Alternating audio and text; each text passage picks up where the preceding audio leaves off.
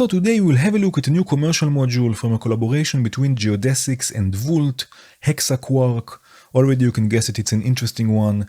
In its core, it's a polyrhythmic trigger sequencer with 6 channels, velocity control, micro timing, and much more.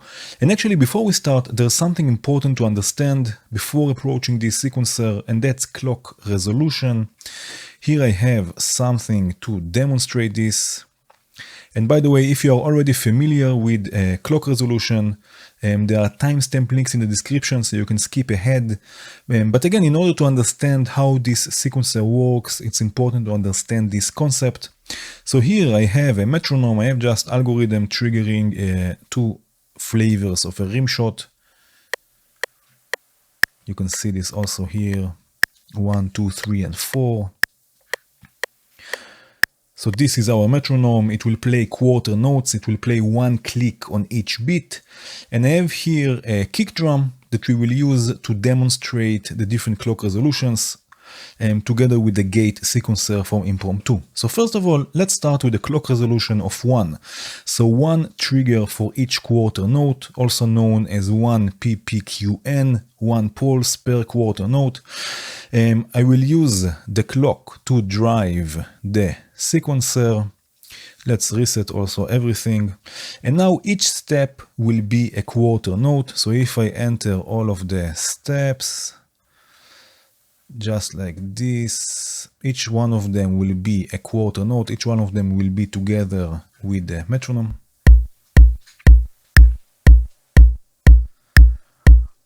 Just like this.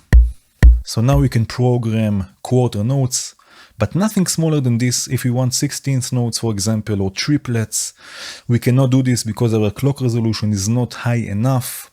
So let's increase the clock resolution by multiplying the clock by 4. Let's again reset the sequencer, the clock, and the sequencer. I'll just bring it back to 64 steps. Again, let's reset everything. And now we have a clock resolution of 4 PPQN, so 4 pulses, 4 triggers per quarter note. So if you want, again, only quarter notes, we have to activate each 4th step. So 1, 2, 3, 4, 1, 2, 3, 4, 1, 2, 3, 4, and so on. I will do this for all of the rows, just like this. And now let's listen to this.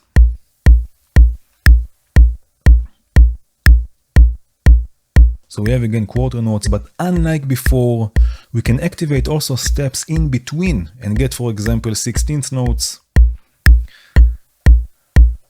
just like this, or 8th notes.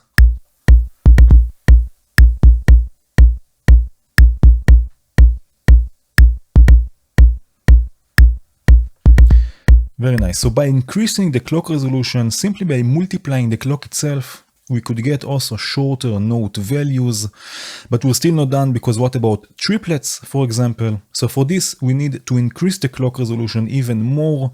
And I like to go to 24 PPQN, so 24 pulses per quarter note, which gives us much more than we actually need.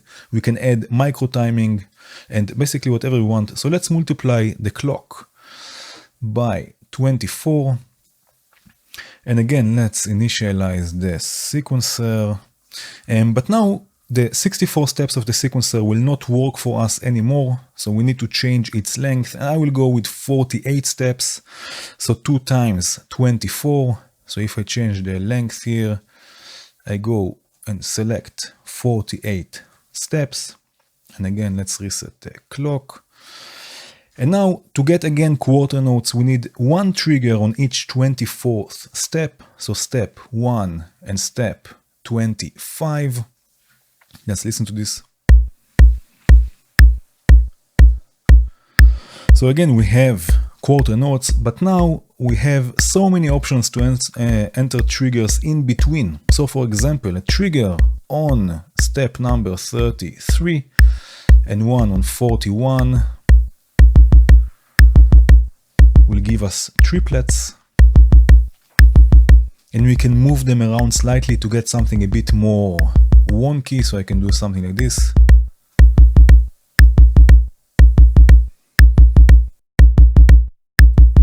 So we have more freedom when it comes to micro timing and shorter note values.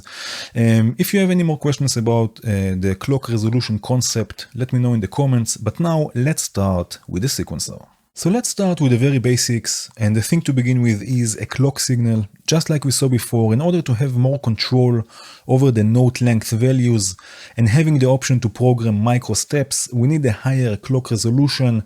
In this case of this sequencer, we can use a clock resolution of 12 ppqn, 24 or 48. I find myself using 24 ppqn more often, but you can experiment with other clock resolutions as well. So let's use a clock multiplied by 24 that I have here. And already you can see that we have movement. Now we have two layers. We have the outer circle. Those are our steps, our quarter notes, if you will. And we have also the inner circle. Those are our micro steps. So we can add steps in between. By the way, there are helpful examples in the manual as well. So make sure to go through it. Okay, so here we have the percussive vibration module. This will be our first voice. Let's use the trigger output from the first channel. This is our first channel. Those are the 6 channels. And the outputs with the dot next to them are the trigger outputs. And already we have a voice because we have already 4 steps here programmed. Okay, let's for now activate all of the steps. So I can go step by step, select a step, and then when I click it again, it will turn white, so we can activate it. Or I can hold Shift on my keyboard and just click once and activate all of the steps. So we get again our so-called quarter notes, and for each of those steps we can add also steps in between. So for example, to the first step I can add another note, another trigger. Let's add a few more. I'll just go to a few steps and add a few more. We can also add triplets here.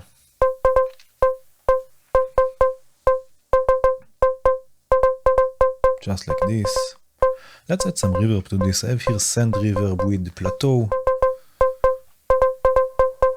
Oh yeah.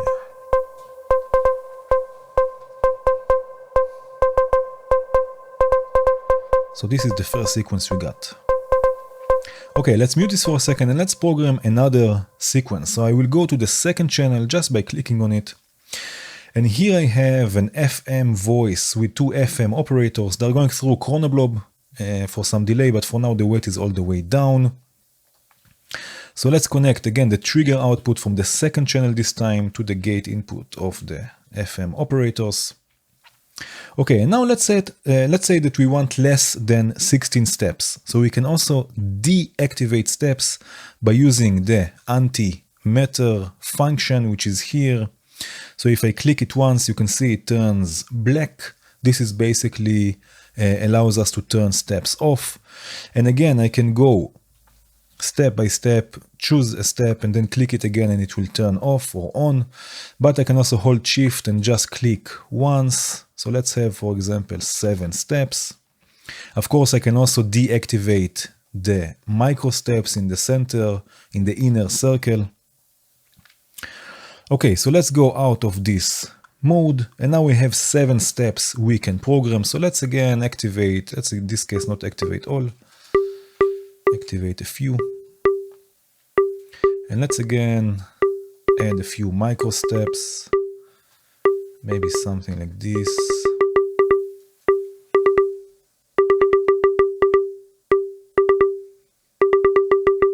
So we can get really interesting rhythms, as you can see. Let's bring back the other voice, the percussive vibration.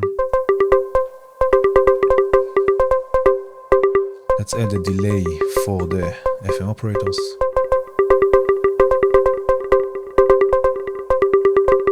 Also here we can add some reverb. Oh yeah.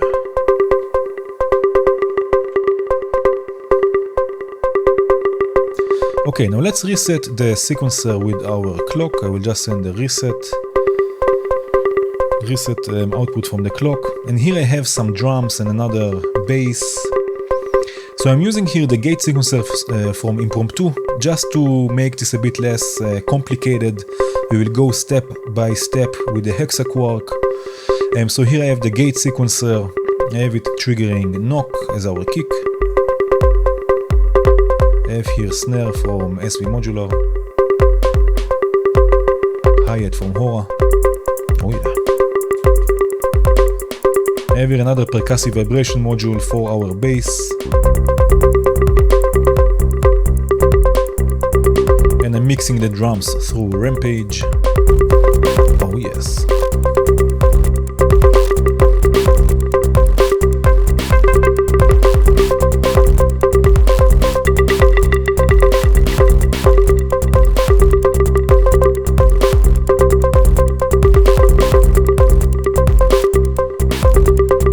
Okay, so let's have a look now at the pages and scenes. I have here two Bleak oscillators going through Freak, in this case it's a low pass filter, and going through Punch, which is a VCA, and I have an AD envelope controlling this VCA.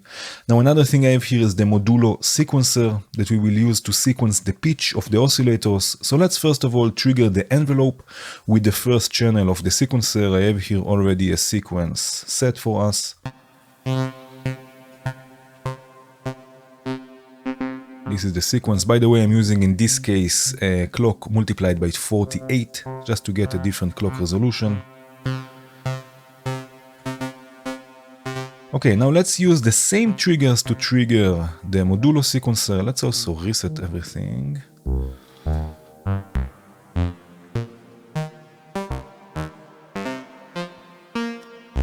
So we can combine the HexaQuark sequencer with other CV sequencers for generating pitch information.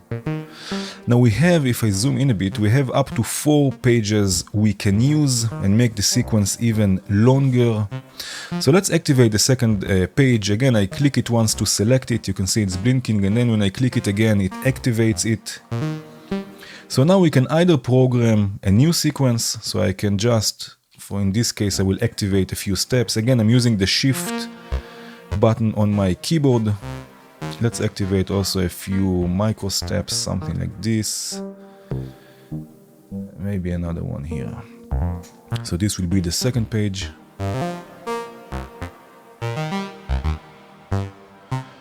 But we can also copy one page to another with the copy-paste tool. So let's hit copy. You can see it turned blue. Now we can select what we want to copy. So let's select page 1 and then click it again to confirm this selection, and then it turns red. And now let's paste it, for example, to page 3. So I select page 3, you can see again it's blinking, and then I confirm the selection. And now page 1 was copied to page 3.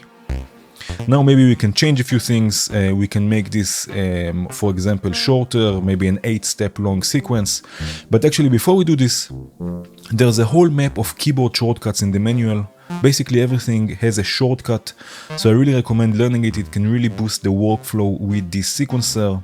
So in this case, for example, if I hit Q on my keyboard, it will select or activate the anti-matter tool. You can see it turned black here, and now I can deactivate steps again by utilizing the Shift also on my keyboard. So we have now 8 steps. Hit Q again and it goes out from this mode. Let's add also here a few micro steps. Let's do something like this. So now we have 3 pages, and it's also possible to copy and paste pages, create longer sequence. This will work also with copying channels, also with scenes. So let's really have a look at the scenes now. We have 6 scenes that we can program and chain. So let's copy, in this case, the first scene to the second one. Again, I hit copy, it turns blue. I select what I want to copy, so it turns red, and then where I want to copy it to. So now we have scene 1 copied to scene 2. Again, this will copy the steps, the micro steps, and the pages. This is the whole scene. Okay, now let's change this scene a bit. So let's have here only 1 page. So again, I hit Q on the keyboard, it turns on the antimatter, and then I can just deactivate 2 of the pages. For now, we are still listening to scene 1, but we are editing scene 2. Let's make page 1 shorter, so let's say 7 steps, again using the antimeter tool. Okay, now also here there's another shortcut for this that can make activating and deactivating steps much easier. I don't want to complicate things, so please have a look in the manual, it's all there and it can really help. There are really amazing shortcuts you can use, so you don't even have to use the mouse. Okay, now here let's add a few steps, 1, 2 and 3, and let's add also some micro steps. Again, we are still listening to scene 1. Okay, now another thing, we can always clear what we've done. So for example, I have a whole sequence programmed on the last channel, you can see. I'm not happy with it and we can reset this whole channel, just as an example. So the micro steps, the pages as well. We can clear the whole channel or the whole scenes if we want. So we hit clear, we have here random and clear. If we click it once it turns blue, we click it again it turns red, which means we can clear it, and then we hit what we want to clear, in this case just the channel, and then it deletes everything what we've done. Be careful with this, of course. Again, you can do this to the whole channel, just for a page, to the whole scene if you wish. Okay, for now let's go back to the first channel that we have already. And now we have 2 scenes programmed, and we have a few options for switching between them. So first of all, we have the scenes or the scene chain. If we activate this, the scenes will advance by themselves whenever channel 1 finishes its cycle. So now it's scene 1, now it's scene 2. By the way, we also have the jump function that we will look at more deeply later in the video, but for now, when we activate it, it can help us to see the movement of the sequence. It will follow the playhead. So if I activate it, you can see we have the movement. We see scene 1, page 2 in this case, and it goes through the sequence, page 3 now, so we can see exactly where we are, scene 2. Okay, so again we have the scene chain. If I deactivate it, we can use also an external trigger to trigger the scene chain through the scenes select. Have a look here on the scenes. You can see that it's, whenever I click, it directly switches between the scenes. And again, this will happen whenever I click the trigger button here, but by turning on the sync to channel 1 feature, it will not switch until channel 1 finished its cycle. So if I hit now the button, you can see it's waiting and waiting and waiting. Page 2, page 3, and now it just switched. So you can also have it synced to channel 1. Now, by the way, this sync feature, this sync to channel 1, will influence a few more things. So, for example, the other channels will reset together with channel 1. There is another thing that is connected to the jump and lock features that we will look at later on. But for now, we also get end of channel 1 trigger output that we can use to trigger other events. For example, I have here Chronoblob. From Omri devices, we will send a copy of this voice to another punch, another VCA, and I have here an envelope, another envelope controlling this VCA. So we will use the trigger from the end of channel 1 to trigger this voice, to trigger this extra layer, just like this. Channel 1 ended.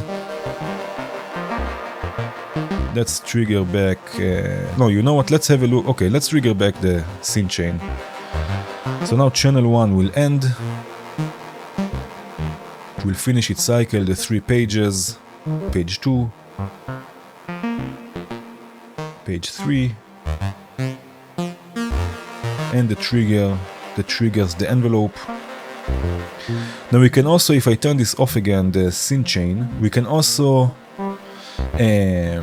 select the scenes with a CV sequencer, for example, and this will be 1 volt per scene. So each volt we will switch a scene. Let's turn this off. So now I can switch between the scenes with CV.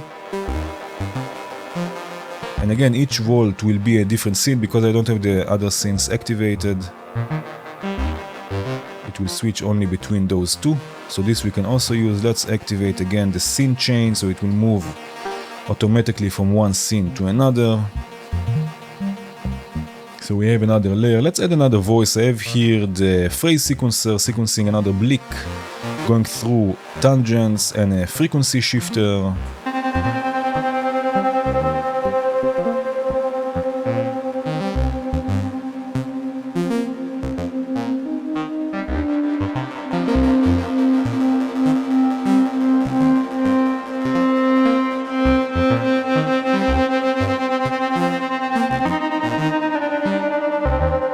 Very nice.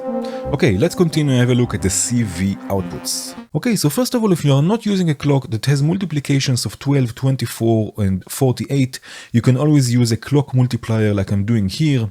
I have here the clock from JW going through R gate from Bog Audio and I'm multiplying the clock by 24. Now in this case we have 4 steps. And as you can see, for each of the channels, we have another output. And this is the CV output that we can use in a few different ways. So first of all, let's have a look at it on the scope from channel 1. And you can see that by default, it will output a constant voltage, positive 8 volts. And with this CV output, we can add accents and ghost notes. For those of you who are not familiar with ghost notes, those are the softer hits, the ones that are there for adding texture. So let's say that I want step 1 to have an accent. I will select the accent tool. You can see accent is green.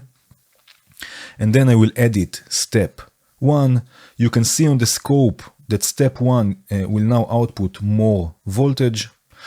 And let's say that I want step 3 to be a ghost note. So let's select the ghost tool, which is, I guess, purple, and edit step 3. So again, I have to select it first and then edit it. And now you can see on the scope that step 3 will output less voltage. Now we can change also the ratio with the dynamics range tool, this knob here. When I turn it to the right, you can see the differences between the ghost and accents are getting bigger and bigger. Now this will also work for micro steps, for example. So if, so if I have here a micro step, I want this to be an accent.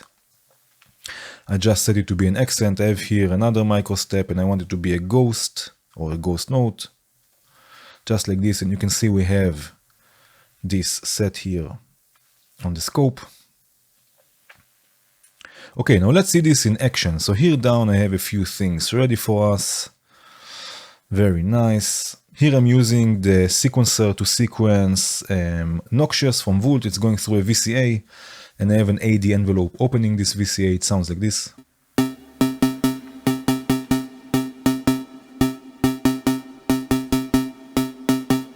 Now we will use the CV output of this channel to control the velocity of this voice. So let's add another VCA. I just duplicate what I have here and make the connection. So I send this voice through another VCA. And we will use the CV output to control the amplitude or the velocity of this voice through the VCA. You can see already there was a change. Now I can start adding accents and ghost notes. So let's start with accents. Add an accent here and maybe here another one. And I will just go and add ghost notes. And let's do this. This here and maybe another one here. Okay, now have a look here on the VCA. You can see the movement. Again, we can change the ratio, the differences between the accents and the ghost notes. Something like this is nice. Okay, now what if you want to use this CV output also for other things and not only for amplitude or velocity? So let's mute this for a second. I have here something else ready for us. I have here another voice. I have Terraform. By the way, I'm using the teleport modules from Little Utils. just to teleport or to send the cables from one point of the patch to another without going through the patch. It just makes the patch cleaner, so I can send the clock and I can send the audio to the mixer or to my sequencer. Okay, so for example, here I can send Terraform, which is being triggered by the first sequence here, directly to the mixer from this teleport module.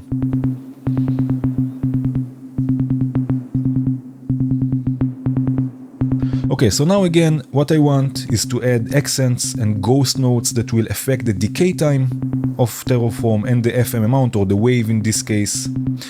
So let's send this, the CV output, that you can see also on the scope, by the way, to both inputs. But as we've seen before, and you can see this here also on the scope already, the voltage already starts by default quite high. So if I open the attenuverters, we will get directly a change in sound.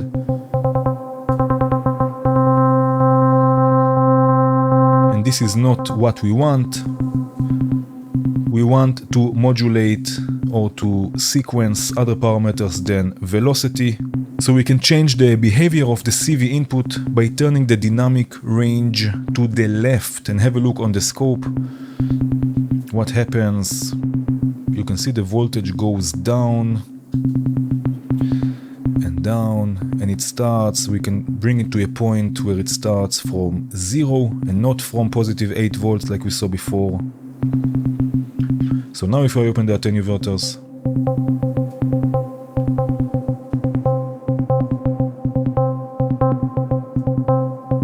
we get really sort of accents, but not with velocity, rather with decay and FM amount.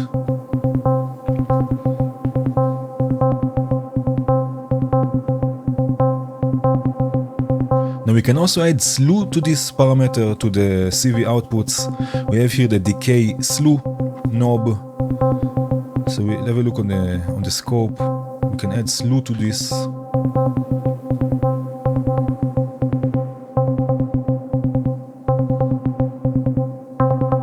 And get different results. Let's bring back the first voice.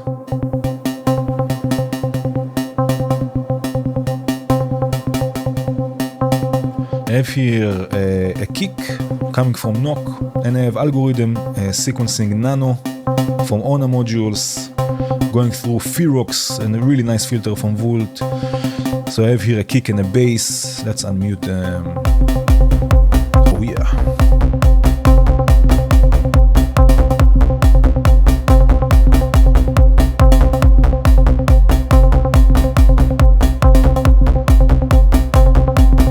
Very nice. Okay, now we can also use the CV outputs to generate envelopes. So let's have a quick look at this. Okay, so as we've seen before, we get different levels of voltage coming out of the CV output, but we can also activate the envelope mode, which will output decay envelopes instead. We have here the envelope button. Have a look here on the scope.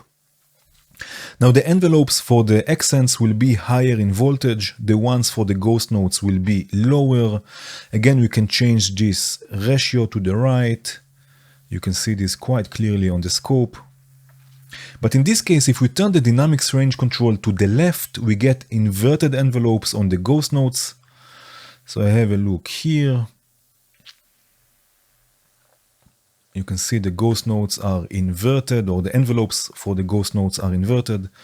And here, instead of slew control, we can change the decay time. You can see this again quite clearly on the scope. You can have really long envelopes if we wish.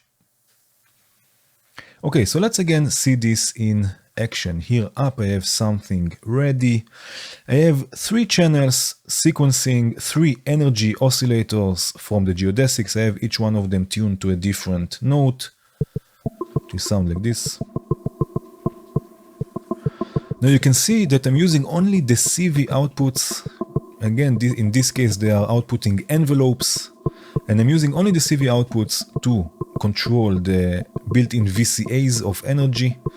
So I'm not even using the triggers. And now again we can change the decay of the envelope. But since we have here multiple channels, we have 1, 2, and 3 channels, I can change this separately for each one, but we can also change this globally if we activate the global control. And now when I change anything with the decay, it will change for all of the channels. Just like this. And now we can also modulate this. You can see we have here CV input for this control. And we have 2 ways we can do this. We can modulate all channels at once with a monophonic signal. So here, for example, I have sample and hold from Mokba modular. I can use one channel to modulate all of the decay times at once. You can see this also here on the knob. But we can also use a polyphonic signal and modulate each channel separately. So a really nice feature of this sample and hold module is that we can combine 1, 2, and 3 channels. We can combine channels into one polyphonic signal that will come out of here. So now we have 3 different channels of sample and hold, and they will modulate the 3 channels separately.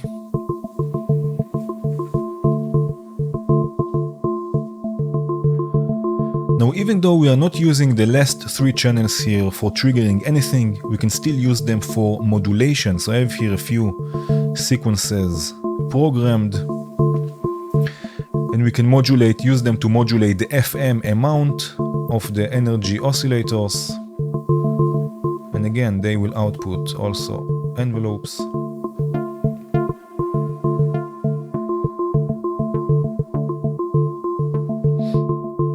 And again, I can add 3 more channels for the sample and hold, 1, 2, and 3. So those channels will also be modulated.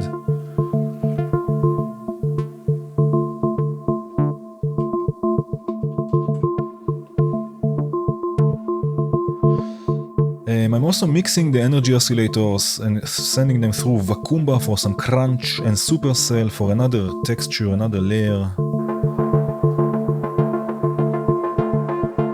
Hear the movement in the sound, the different envelopes for the VCAs, the different envelopes for the FM amount.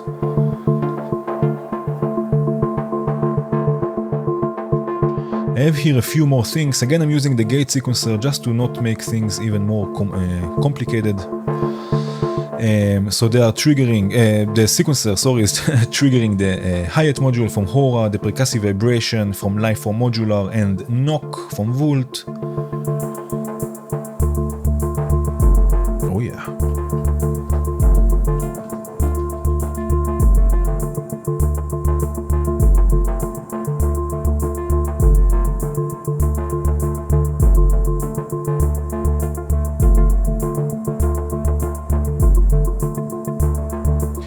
Okay, let's add some probability to this. Okay, so here I'm sequencing a kick and a hi-hat with Tremor 2. I have here one channel triggering the kick, one channel triggering the noise section of Tremor 2 as the hi-hat.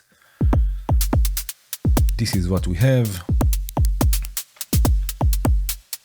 And now let's add some steps with probability to the kick. So let's activate, if I zoom in a bit, let's activate a few more micro steps. So this is the sequence for the kick. Let's add a few more micro steps. And now with the uncertainty control, this one here, we can add probability. So if we click it once, it turns white. Also here we can use the keyboard shortcut, which is A, and add probability to the steps. And you can see that they are getting dimmer and dimmer. So the dimmer they get, the less probability they have to play. So let's do something like this. So now there are a few steps with probability for the kick. Let's move on to the hi-hat. And here we have another probability control, which is called the anti-uncertainty. In this case, it will add probability that the step will be skipped. So let's do this for a few main steps. I click it once, it turns white. I click it again, it turns black. Again, this is the sign for the anti-control. And now I can go ahead and add some probability to the main step. So let's do something like this. And you can see again, they are getting dimmer and dimmer. So let's do something like this. So now there's a chance that some of the steps will be skipped, just like this. Sometimes they will be skipped, sometimes they will play. Now we can also add probability to the pages, or to the channels, or to the scenes, for example. So let's add some probability to another channel. I have here kitchen sink from Squinky Labs.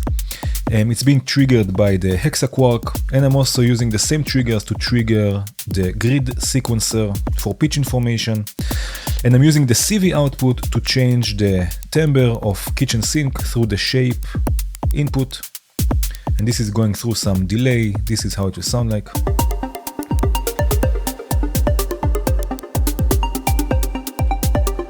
And now we can add probability to the whole channel. So there will be a chance that it will play, there will be a chance that it will not play. Again, with the uncertainty control, and you can see that the channel itself becomes dimmer and dimmer. And you can hear that now it's not playing all the time.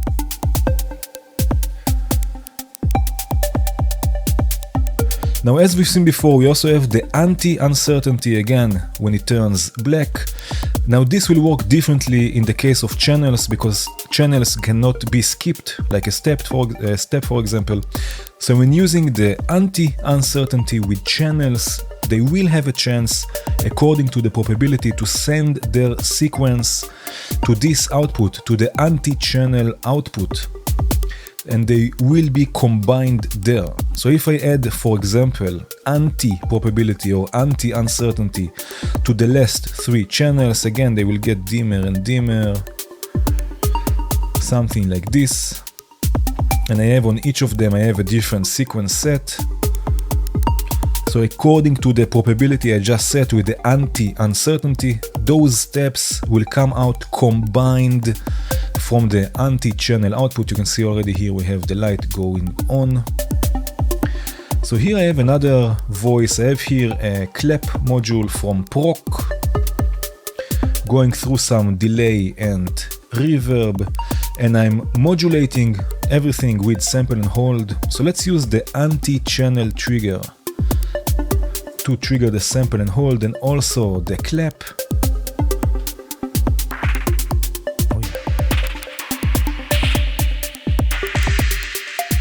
So again, just a short recap. We have the anti-uncertainty control that will add probability to a step, for example, that will be skipped, but channels cannot be skipped because they are not being sequenced. So when we set anti-uncertainty to a channel, it will have the probability, the chance to send its sequence out of the anti-channel output. And if we have multiple channels with probability, they will be combined out of this output. So we get a new sequence, basically.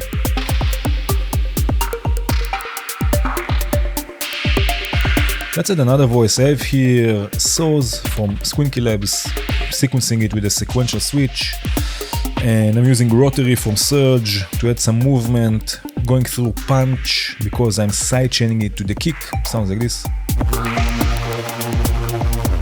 Oh yeah.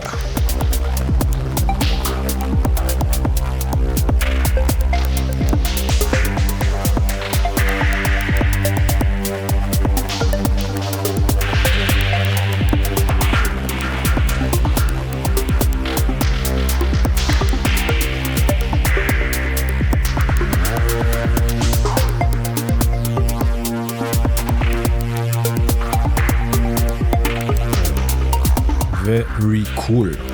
Okay, let's have a look at the virtual particles and random features. A really nice feature of HexaQuark is the virtual particles feature that allows us to add a bit of randomness to the micro steps. So here I have energy, and I'm just using the CV output of the first channel in this case.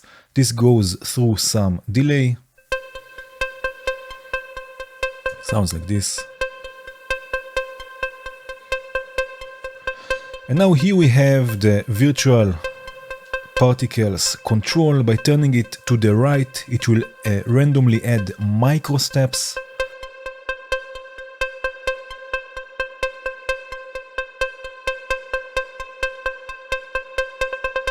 just like this.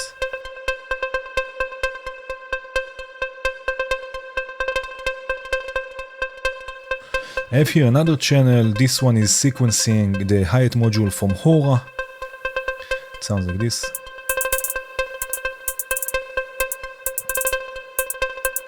And now by turning the virtual particles knob to the left this time, it will randomly skip micro steps and will create something a bit more glitchy. So this is now just for the second channel.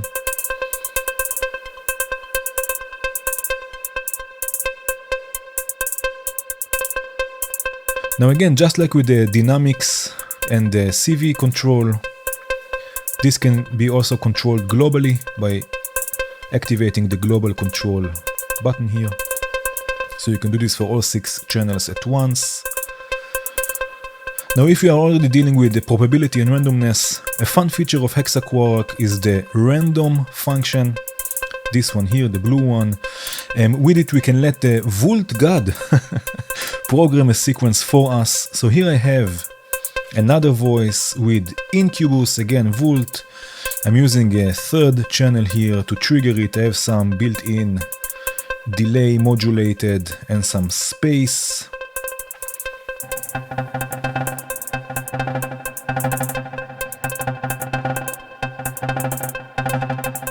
And we can choose to randomize the whole channel, or just a page, or only a step, or even a whole scene if you want. But for now, let's randomize a page. So here we have the random control. This one is blue.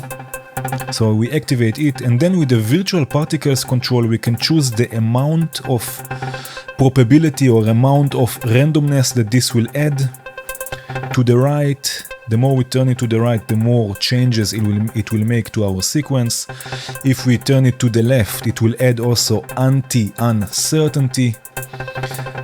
So let's randomize the whole channel by this amount, for example. I just click the channel and look what happens here. You can see it adds probability also to the steps. It adds micro controls, micro steps. It adds accents and ghosts. So you can really create interesting results just by randomizing everything.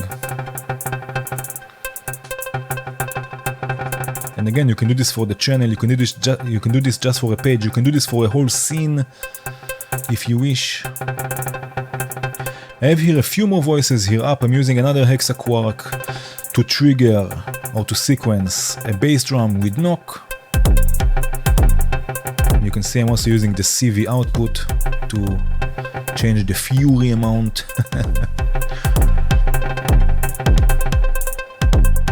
This is also going through some delay. And I have here also a snare. And the clap, again a clap from Proc.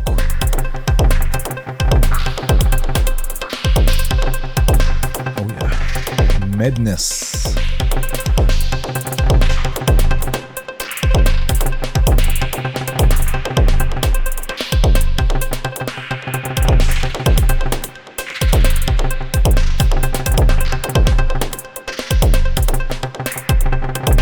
Very cool. Okay, let's have a look at the jump and lock functions. So the two controls, the jump and lock, can have many uses. Let's start with the jump control. As we've seen before, as soon as we enable it, we will see the movement of the playhead.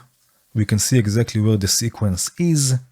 Let's also listen to this. This is the first channel sequencing Dexter, going through some delay. A nice FM chord. Now when the jump function is active, we can jump to various levels, like for example, we can jump to a certain step.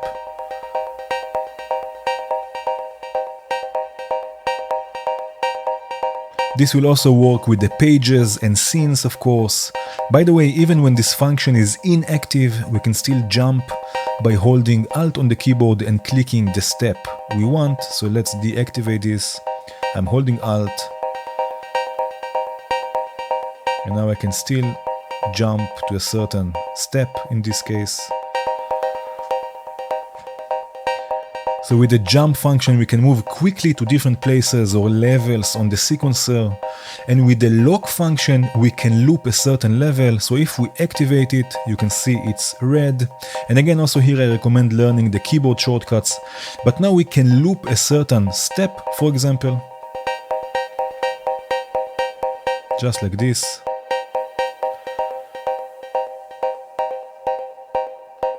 So something we can do is record this to a sampler and have another layer. Here I have the complex simpler from Nischi. So let's record really a few of those looping steps.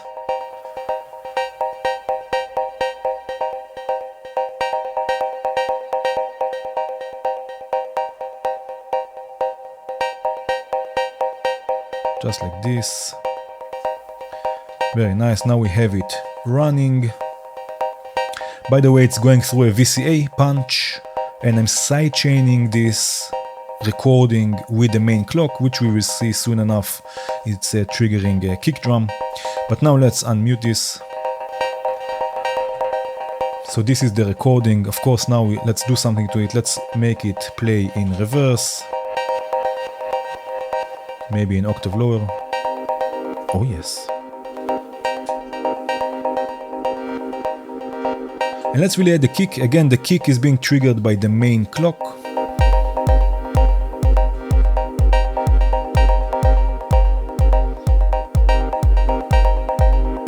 I also have some hi-hats here from proc being triggered by another sequence, another channel of the HexaQuark. Some probability, some velocity. I have here also a snare being triggered by the sequencer.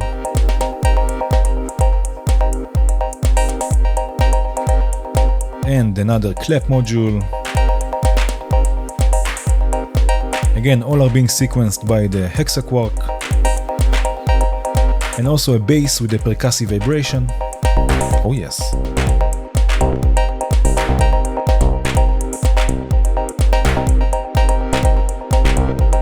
Now another use of the lock feature is to solo channels. So for example, I can solo the first channel. Different one. So this makes it really easier to edit different parts and also as a performance tool. So another example I have here is another scene program. I have here another scene. And this is more of a fill, so it's much busier. And with the lock function, I can loop it for as long as I want.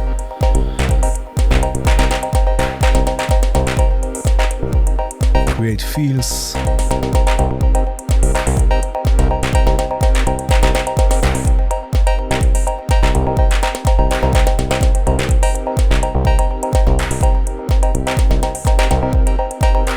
So this is a really nice this is a really nice performative tool. By the way, if we have the sync option on, the sync to channel 1, when we loop a step, for example, it will loop it on all channels. So let's activate it.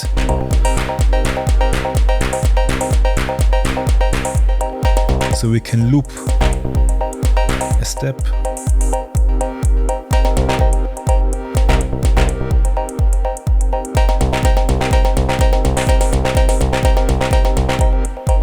The same will be with jump, by the way. So if we activate the jump function, it will jump on all channels to the same step.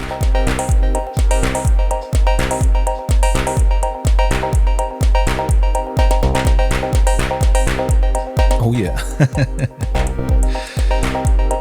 So you can really play the sequencer, record the results if you wish, or just jam with it. Now I know we went through a lot. I hope I mentioned everything. This sequencer requires some practice, but the results are super unique and always interesting. Let's really quickly go over a few fun things you can try with this sequencer.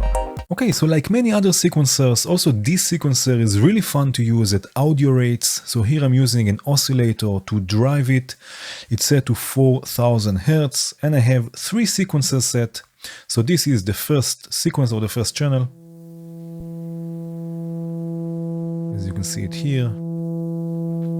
This will be the second channel. Oh yeah. This will be the third.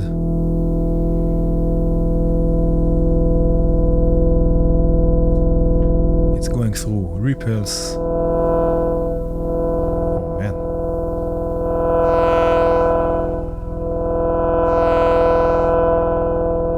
This is nice. This is nice. Now listen to what happens when I slow it down again. Oh man.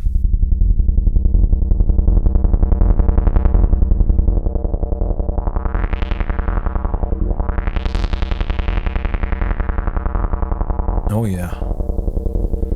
Now I have here another sequence set with some accents here on the 4th channel. We can use this to modulate, for example, the filter. Oh yeah.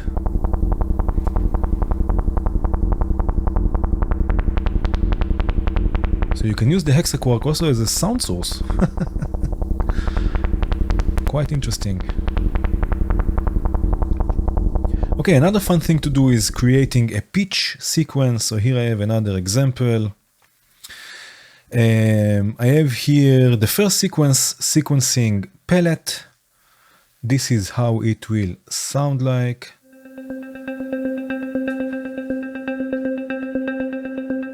Palette is in FM mode. And I'm also using the CV output to modulate the FM amount.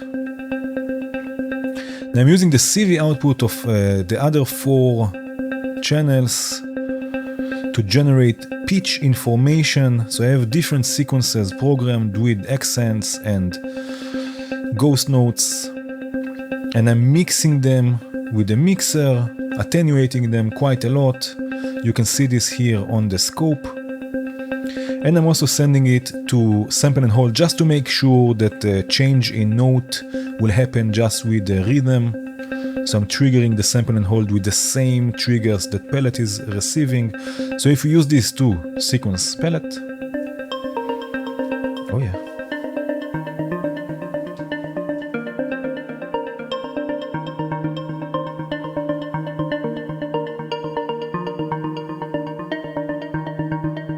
So you get an evolving sequence, pitch sequence.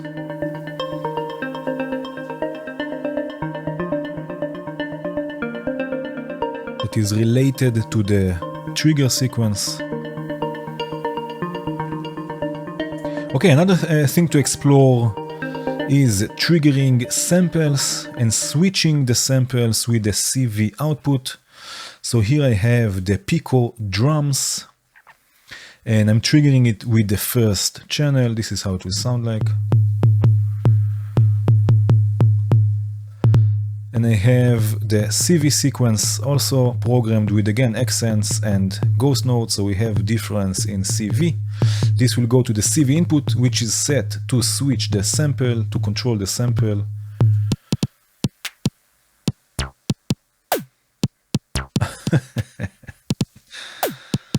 Of course, we can add some randomness with the virtual particles.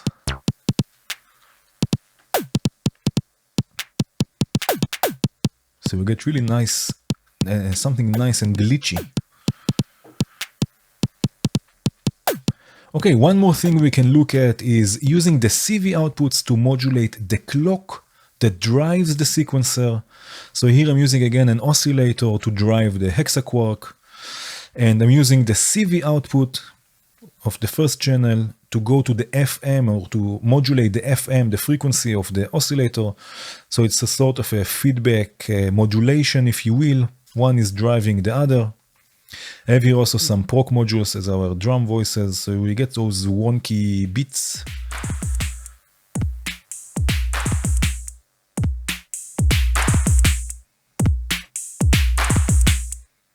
If I change something,